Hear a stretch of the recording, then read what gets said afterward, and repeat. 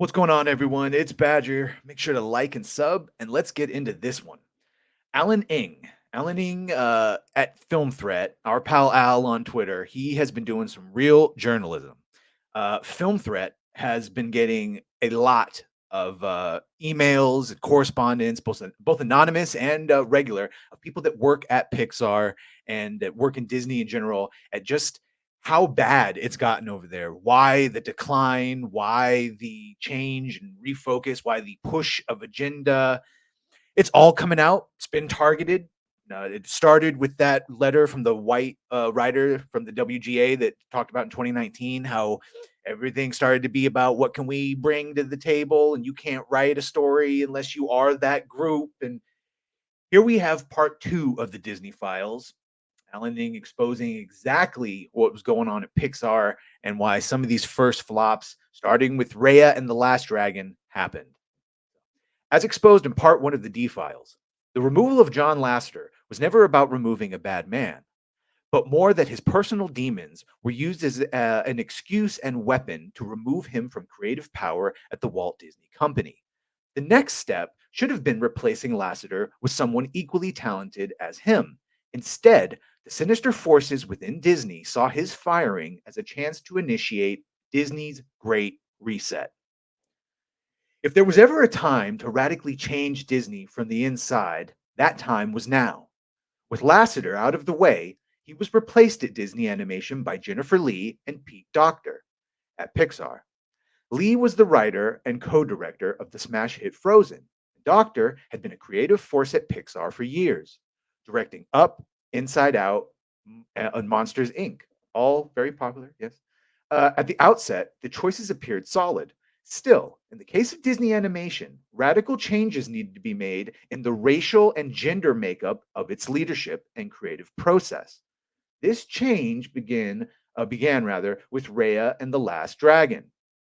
In October 2018, and Lasseter's last Disney film, Raya and the Last Dragon was still in early stages of development and storyboarding. His fingerprints were all over the project. The initial directors were Paul Briggs and Dean Wellens, with Adele Lim coming off her success with Crazy Rich Asians as the sole writer. Unfortunately, this trio was seen as being Lasseter people.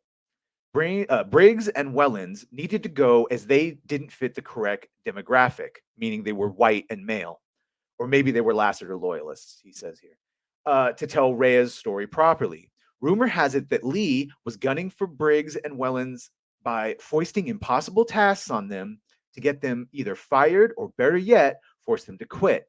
Being the veteran talent that they were, the traps didn't work.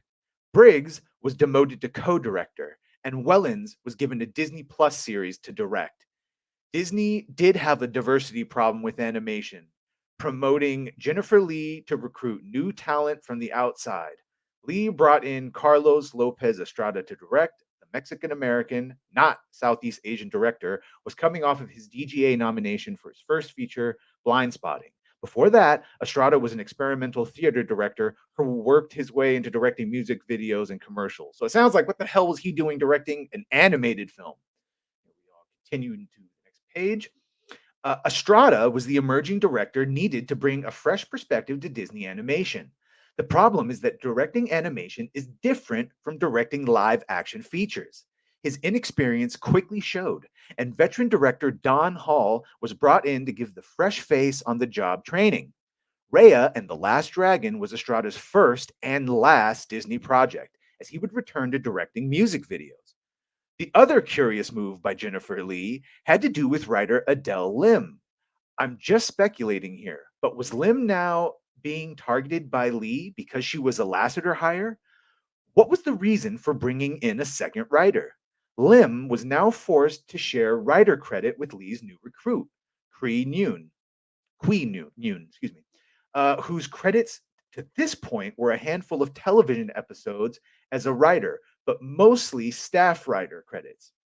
The addition of Noon begins the question, why would Lim, coming off of a 239 million success with Crazy Rich Asians, need to share a writing credit and paycheck with a relatively inexperienced television writer? In my humble opinion, Disney decided to take a talented and pseudo proven Asian woman and reduce her to a mere diversity hire. After Raya and the Last Dragon, Lim left Disney to write and direct her feature films, including Joyride. Her co-writer, Queen Yun, would go on to write and co-direct the 2022 Disney flop Strange World. Yeah, so what if she was Asian and a woman, that should have been enough. So it sort of had to have been that she was a Lasseter loyalist. Women in animation. Here we go. Finishing up here. From here, Raya and the Last Dragon turned from being a traditional Disney animated production to slowly transforming into Disney's first DEI test, which failed. Step one was to load the entire project with female South Asian animators and talent from within the company. Then female Asian animators, then POC animators, and the rest, because that's apparently the oppression hierarchy they were going with. But that wasn't enough. Rather than pull in other artists from within a major recruitment push, uh, excuse me, rather than pull in other artists from within, a major recruitment push was made to hire more women from outside the company to reach a 50-50 male female balance for equity's sake. And equity is fucking communist socialism shit. Quality is good. We should all start at the same spot in the race. Equity is shit. We should not force it so we all end at the same spot. I hate it. Meritocracy needs to come back. A concerted effort was made to think outside the box when recruiting at Disney. During the female leads filmmaker panel for Raya and the Last Dragon, head of story Fawn Vitrasunthorn stated that Disney had decided to change the landscape of its hiring pool, meaning they weren't going to hire white people anymore, which was, and certainly not men, which was once art school graduates from such stalwart institutions as Cal Arts. She states that new talent emerged from millennials like herself on social media. Her own words, traditionally, where Disney would go to really expensive colleges where not everyone maybe only white people can afford to go to really expensive colleges, is what she's saying. Now, that doesn't have to be the case anymore. Maybe the company can look at how they can hire outside of their usual norm or hire internationally. And by the way, I do agree that hey, if you're fucking talented, you're talented. So whether you go to a school or not, and if you see it on social media and you can draw 100%, hire them. Disney Animation did go out of its norm in hiring with the help of Women in Animation, an advocacy group created in 1993. An advocacy group, good, good, because activists is just not something we have enough of. The mission states we envision a world in which people of all gender identities share fully in the creation, production, and reward of animation. Sure. With Raya and the Last Dragon, that aggressive push for gender equity, and to radically transform an industry starts now. Yeah, sources tell us that Raya and the Last Dragon, the goal wasn't to bring diversity, equity, and inclusion. It never is, by the way. It never is. Every time they say we need more diversity, they mean we need more, or less rather, white people. And the reverse, well, we need more women. Just say you want less men in it. Because it's never actually, because then when you do actually do an almost equal balance, they still find a way to complain. Yeah, sorry, I was reading that again. The goal wasn't to bring diversity, equity, and inclusion to the existing community of Disney animators, but to replace it with a radicalized group of female activists completely. The force is female. One female POC animator contacted us about her experience with WIA to further her career in animation. She was looking for mentorship and resources to break into the industry. While initial discussions were cordial, she was quickly ghosted by the organization because she did not live in Los Angeles and could not be helpful to their cause, meaning they don't actually give a shit about helping women. They only care about pushing their own agendas. Shocking. Shocking. I know. Okay, here we go. Last page.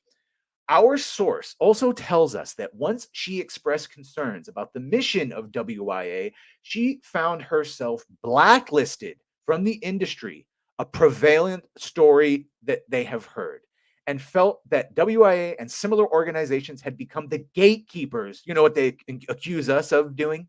They become the gatekeepers for women to enter animation.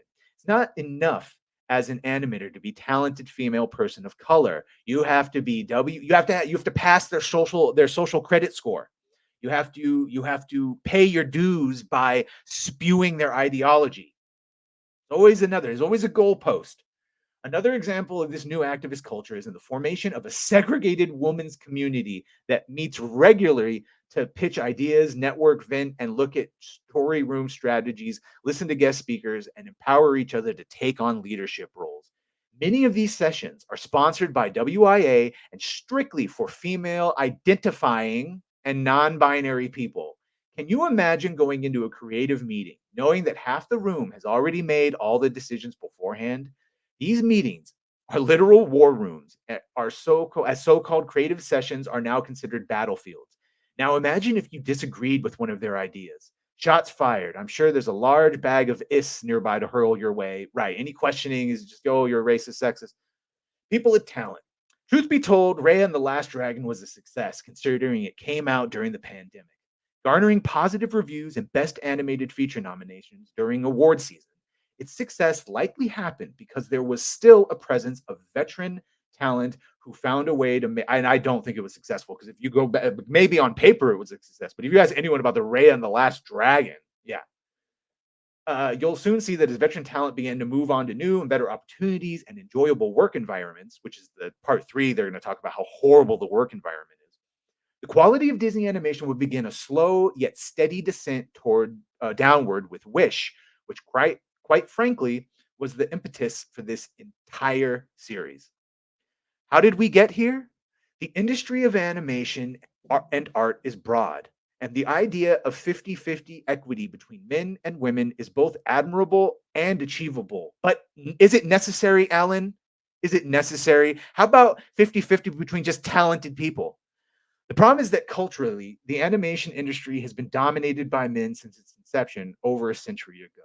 The truth is that firing or demoting half your male staff and replacing them with their inexperienced counterpart will drastically affect creativity and quality.